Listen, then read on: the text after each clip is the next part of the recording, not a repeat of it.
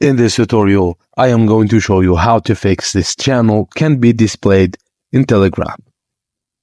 Encountering this channel can't be displayed in message in Telegram can be frustrating, especially if it's a channel you regularly engage with.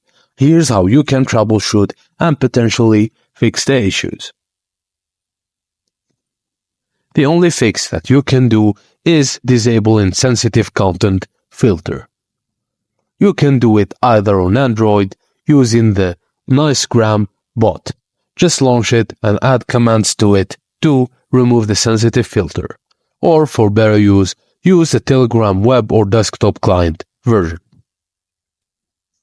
Access Telegram web or desktop client and go to Settings, Privacy and Security.